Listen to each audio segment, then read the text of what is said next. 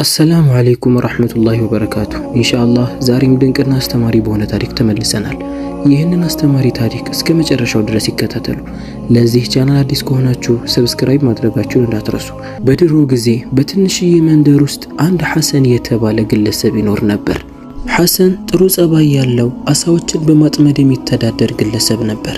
ገና ከልጅነቱ ነበር ከአባቱ ጋር አሳ በማጥመድ ያደገው።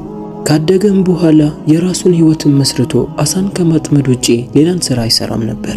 አሳ በማጥመድ የሚያገኘው የገቢ ምንጭ ምንም ያህል አናሳ ቢሆንም የሱ እኩዮች ከሱ የተሻለ ኑሮ እየኖሩ ቢሆንም ሐሰን ግን በሚያገኘው ትንሽ ገቢ ራሱንና ሚስቱን ያስተዳድራል።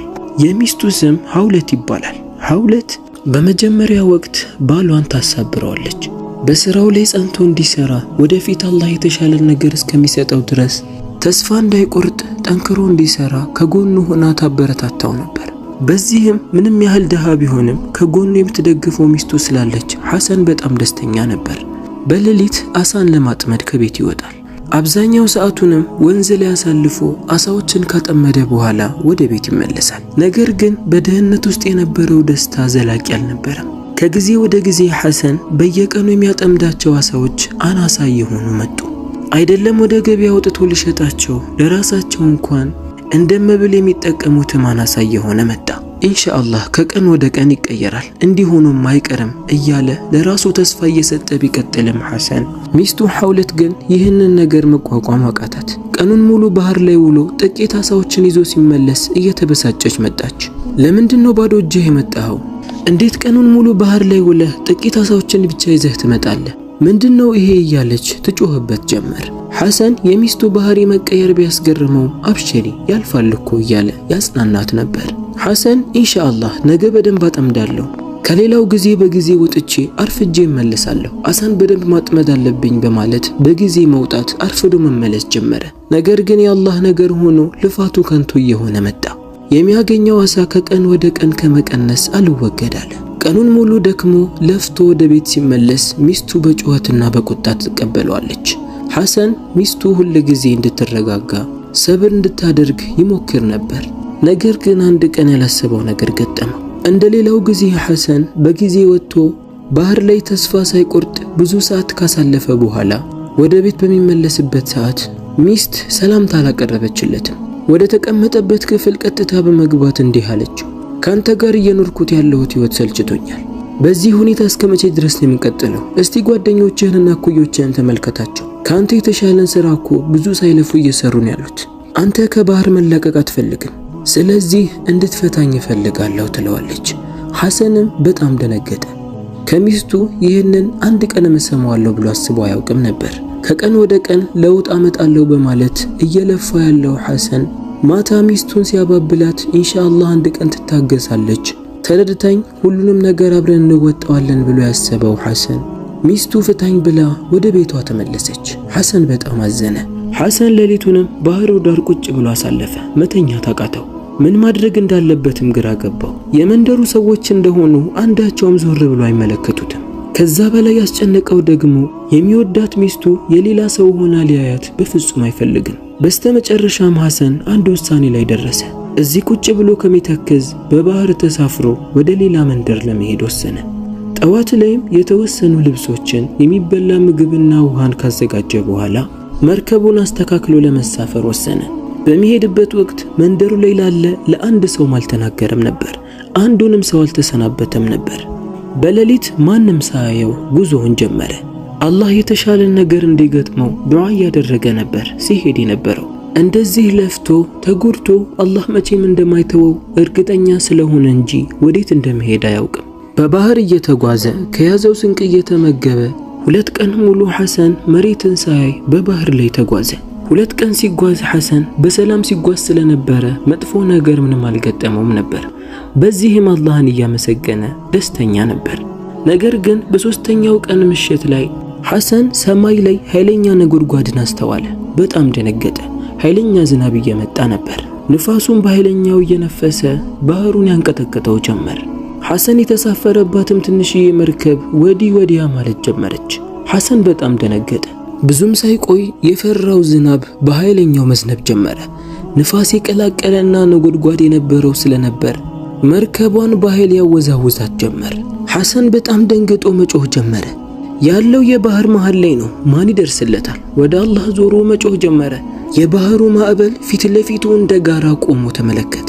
ሐሰን ወደ አላህ ዞሮ አላህን ከመለመን እንዲያድነው አላህን ከመጠየቅ ውጪ ሌላ ምንም አማራጭ አልነበረው። የአላህ ነገር ሆኖ ከብዙ ስቃይና ድካም በኋላ ዝናቡም ንፋሱም ረገብ እያለ መጣ። በዚህም ሐሰን ከማዕበሉ ጉዳት መትረፍ ቻለ። አላህም ስላዳነው በጣም ተደሰተ። አላህንም ማመስገን ጀመረ። ነገር ግን አንድ ነገር አስጨነቀው። ከራሱ ጋር የያዘው ምንም አይነት ስንቅ አልነበረም። ሊበላ ያዘጋጀውና ያስቀመጠው ነገር ሁሉ በማዕበሉ ሄዷል። ሐሰን ቁጭ ብሎ ተከዘ። ትንሽ እንደተጓዘም ሐሰን አንድ ነገርን አስተዋለ።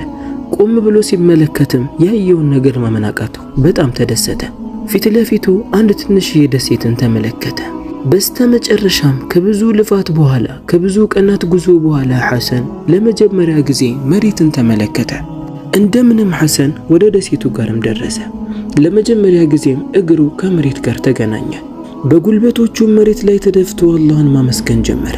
በደሴቱ ዙሪያም ምናልባት ሰው ካገኘሁ ብሎ ሐሰን መሽከርከር ጀመረ።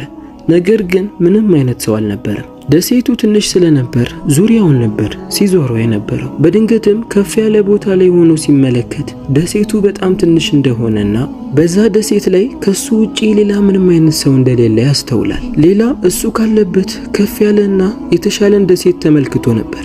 ወደዛ ለመሄድም ወሰነ። ነገር ግን ወደ መርከቡ ሄዶ ሲመለከት መርከቡ ላይ ጉዳት ደርሶባት ነበር። እንደገና እሷን ለማስተካከል ትልቅ ልፋትን ስለሚጠይቀው ሐሰን በዛው ደሴት ላይ የራሱ ቤት አድርጎ ለመኖር ወሰነ። እዛው ለመኖር ምን ያስፈልገኛል የሚለውን ነገር ማሰብ ጀመረ። ግዴታ ምግብ እንደሚያስፈልገው፣ ማደሪያ እንዲሁም ደግሞ ዝናብ ሲመጣ መጠለያ እንደሚያስፈልገው ገባው። በደሴቱ ላይ የተዘዋወረ ምግብን መልቀም እንዲሁም በደሴቱ ላይ የሚያገኘውን ጥራጥሬና ፍራፍሬዎችን ለመመገብ መሞከር ጀመረ። ራሱን መንከባከብ ስለማይችል ጸጉሩ በጣም አድጎ ተንጨባሮ ነበር። ከጊዜ ቆይታ በኋላ ትክክለኛ ጫካ ላይ የሚኖሩ ሰዎችን መሰለ። በደሴቱ ላይም ሐሰን አነስ ያለችን ዋሻ ያገኝና ማታ ማታ እዛ ለማደር መጠለያው አድርጎ ለመውሰድ ይወስናል። በዚህም ሐሰን ወራቶች እያለፉ አመታቶችን እዛ ማሳለፍ ቻለ። አንድ ቀንም ሐሰን እሳት ለማቀጣጠል እንጨቶችን ለመልቀም ያስባል። የሚያድርበት ዋሻ በጣም ሰፊና ወደ ውስጥ የሚያስኬድ ነበር። ነገር ግን አንድ ቀንም ወደ ውስጥ እስከ መጨረሻ ድረስ ሄዶ አያውቅም። የዛን ቀንም እንጨት ፍለጋ ወደ ውስጥ ሳያስበው ዘልቆ ይገባል። ወደ ውስጥም ገብቶ ዞር ዞር እያለ ሲመለከት አንድ ነገርን ያስተውላል። በአንድ ጥግ በኩል ላይ በድንጋይ የተዘጋን በር ይመለከታል። የዋሻው የራሱ ድንጋይ ነው አሊያም ደግሞ ቋጥኝ ወድቆ የዘጋው ነው እንዳይል ድንጋዮቹ ተስተካክለው አሳምረው የተዘጉ ናቸው። ይህንን ደግሞ ከሰው ውጪ ሌላ ሊያደርገው አይችልም። ሐሰን በጣም ተገረመ። በዚህ ደሴት ላይ ከኔ በፊት ለካ ወደዚህ የሚመላለሱ ሰዎች አሉ በማለት ሐሰን በጣም ተገረመ። ድንጋዮቹንም በማነሳሳት ወደ ውስጥ ገብቶ ያለውን ነገር ለመመልከትም ወሰነ። አንድ በአንድ እያለም ድንጋዮቹን ማንሳት ጀመረ። ወደ ውስጥም ዘልቆ ገባ። ወደ ውስጥ ገብቶ ሲመለከት ሐሰን ባየው ነገር በጣም ተገረመ። ውስጥ ላይ ታስረው የተቀመጡ እንዲሁም የተዘጉ ሳጥኖች አሉ። ሐሰንም በመገረም አንዱን ፈቶ ሲመለከት ያየውን ነገር ማመን አቃተው። የወርቅ ሳንቲም ነበር። ሳጥኖቹንም ከፍቶ ሲመለከት ሙሉ በወርቅ የተሞሉ ነበሩ። ሐሰን በህልሜ ነው በእውኔን ያለሁት በማለት ለረጅም ሰዓት ፈዞ ሲመለከተው ቀረ። እያንዳንዱ የታሰሩትንና በሳጥን ያሉትን እየከፈተ መመልከት ጀመረ። እያንዳንዱ በወርቅና በብር የተሞሉ ነበሩ። ወርቆቹን በየተራ ገላብጦ ሲመለከት በጣም የቆዩ የድሮ ሰዎች ያስቀመጡት በእነሱ ጊዜ ከሚገበያዩበት የተለየና በጣም ውድ ዋጋ ሊያወጡ የሚችሉ ንጹህ ወርቆች እንደሆኑ አስተዋለ። ሐሰንም ቆም ብሎ ሲያስተውል አላህ እዚህ ደሴት ውስጥ ያመጣው ለኸይር ነገር እንደሆነ አወቀ። ገና ከጅምርቱ ባህር ላይ አሳን እያጠመደ ከጊዜ በኋላ የአሳው መጠን እያነሰ ሲመጣ ሚስቱ ጥላው ስትሄድ በስራው ተስፋ ቆርጦ ሌላን ስራ ፍለጋ ወደ ሌላ ከተማ ለመሄድ በባህር ሲሳፈር ባህር ላይ ያ ሁሉ ችግር ገጥሞት አላህ ወደዚህ ደሴት አምጥቶት ደሴቱን ለቆ እንዳይሄድ ደግሞ የመርከቧ መሰባበር እዚሁ እንዲቆይ በማድረጉ ይሄ ሁሉ ፈተናና ችግር ለካ መጨረሻው አላህ በተሻለ ነገር እንዲያደርግለት መሆኑን አወቀ። አላህንም ደጋግሞ ማመስገን ጀመረ። አሁን ካለበት ደሴት ወጥቶ ወደ ራሱ መንደር እንዴት ነው መመለስ ያለበት የሚለውን ነገር ማሰብ ጀመረ። ደሴቱ ላይ ከ2 እና ከ3 ዓመት በላይ ሲኖር አንድም ሰው ወደዛ ዝር ብሎ አያውቅም። እንዴት መመለስ እንዳለበትም ሲያስብ የድሮ የመጣበትን መርከብ አስታወሰ። መርከቧ ጉዳት ደርሶባት ነው እንጂ መጀመሪያም ሊሳፈርባት ነበር። ሐሰን ጊዜ ወስዶ መርከቧን መጠገን እንዳለበት አወቀ። ደሴቱ ላይ ያሉ ዛፎችን እየቆረጠ አስተካክሎ በመሞረድ ጣውላ አድርጎ የተሰበረውን ቦታ መጠገን፣ እንዲሁም የተቀደደ ጨርቁን ደግሞ ጠንካራ ቅጠሎችን በመሰብሰብ መስፋት ጀመረ። መርከቧን ለማስተካከል ብቻ ከሳምንት በላይ ነበር የፈጀበት። በስተመጨረሻም ሐሰን መርከቧን አስተካክሎ ሰራት። የተወሰኑ የወርቅ ሳጥኖችንም አንስቶ በመርከቡ ላይ መጫን ጀመረ። የተቀሩትን ወርቆች አስተካክሎ ነበር እዛው ያስቀምጣቸው። ምክንያቱም የያዘው ወርቅ አይደለም የራሱን ህይወት ለመቀየር የሌላውን እንኳን ለመቀየር ከበቂ በላይ ነበር። ወርቁ ምግብ ስለማይሆነው በደሴቱ ላይ ብዙ ፍራፍሬዎችን ለቀመ። ደሴቱንም ተሰናብቶ ጉዞውን ጀመረ። ወደ ገዛ መንደሩ በየት በኩል መሄድ እንዳለበት አያውቅም። ነገር ግን ተስፋ መቁረጥ አልፈለገም። አላህ እዚህ ድረስ ያመጣው ይሄ ሁሉ ወርቅን ያሳየው የተሻለ ህይወትን እንዲያገኝ በፈተናው ላይ ሰብር ስላደረገ የተሻለ ነገር ሊከፍለው እንደሆነ ልቡ ያውቅ ነበር። ከቀናት ጉዞ በኋላ ሐሰን መንደሩ መድረስ ቻለ። ሐሰን በጣም ነበር የተደሰተው። ወደ መንደሩ እየተጠጋ ሲመጣ መንደሩ ምንም አልተቀየረም ነበር። እንደሌላው ጊዜ ሰዎች በድህነታቸው ላይ ይኖራሉ። መርከበኞች ከባህር ወደ ባህር ይሸጋገሩ ስለነበር የሐሰንን መምጣት ልብ ብሎ ያስተዋል አልነበረም። ሐሰንን በመርከቡ ላይ ካሳለፈ በኋላ ሰዎች ሁሉ ወደ ቤታቸው እስኪገቡ ጠብቆ እኩለ ሌሊት ላይ ከባህሩ ዳር ላይ ይደርሳል። በባህሩ ዳር ላይ ማንም እንደሌለ ካስተዋለ በኋላ ሐሰን ወርቆቹን እየተሸከመ ወደ ድሮ ቤቱ ማድረስ ጀመረ። ይህንን ሲያደርግ የተመለከተው አንድ ሰው አልነበረም። ወርቆቹንም ሙሉ ከነሳጥኑ እቤቱ ላይ ይቀብራቸዋል። ከቀናት በኋላም በመንደሩ ሰዎች ዘንድ የሐሰን መመለስ መወራት ጀመረ። ለዓመታት ተደብቆ የነበረው ሐሰን ተመለሰ ተብሎ መወራት ጀመረ። ነገር ግን አንዳቸውም ታሪኩን አያውቁም ነበር። ቀስ በቀስም ሐሰን የደበቃቸውን ወርቆች አንድ በአንድ እያወጣ ይጠቀምባቸው ጀመረ። መጀመሪያ ያደረገው ሊወድቅ የደረሰ ጎጆ ቤቱን ማስተካከል ነበር። ቤቱን ማስተካከሉና አሳምሮ ማሰራት ጀመረ። የመንደሩ ሰዎችም በሐሰን ጉዳይ እየተገረሙ መጡ። ቤቱን አሳምሮ ይሰራል ክፍል የተባለውን ያለምንም አንገራገር ሲከፍል ሲመለከቱት በጣም መገረም ጀመሩ። ሐሰን ከመንደሩ ባለሀብቶች ጋር ለመመደብ ብዙ ጊዜ አልፈጀበትም ነበር። በዚህም ሁኔታ ላይ ሳለ አንድ ቀን የቤቱ በር ይንኳኳል። በሩንም ሲከፍት ፊት ለፊቱ ሐውለት ቆማ ተመለከታት። ከስራዋ ብዛት አፍራ አንገቷን አቀርቅራ ነበር ስትመለከት የነበረው። አሰላሙ አለይኩም በማለትም ሰላምታን አቀረበችለት። ሐሰንም ሰላምታዋን ወአለይኩም ሰላም በማለት መለሰላት። የተወሰነ ደቂቃም ሐውለት ዝም አለች። ምን ብላ እንደምትጀምርም ግራ ገብቷታል። ያኔ በቁጣ ምክንያት ባንተ ሐቅ ላይ ተራምጃለሁ፣ ያደረኩት ነገር አግባብ አልነበረም፣ እባክህ ይቅርታ አድርግልኝ አለችው። ሐሰንም ፈገግ አለና ይቅርታ አድርጌልሻለሁ አላት። ሐውለትም አመሰግናለሁ፣ ታዲያ እንደ መጀመሪያው አብረን መኖር እንችላለን በማለት ጠየቀችው። ሐሰንም አይኗን እየተመለከተ አይ ይቅርታ ማድረግ አንድ ነገር ነው፣ አብሮ መኖር ደግሞ ሌላ ነገር ነው በማለት መለሰላት። ሐውለት ሐሰን መናገር የፈለገው ነገር ስለገባት ዝም አለች። የሰራቸው ስራ አንገት የሚያስደፋ ስለነበር ሌላ ምንም ነገር አልተናገረችም። አንገቷን አቀርቅራ ወደ መጣችበት ተመለሰች። ከተወሰኑ ጊዜያት በኋላም ሐሰን አዲስ ኑሮን ጀመረ።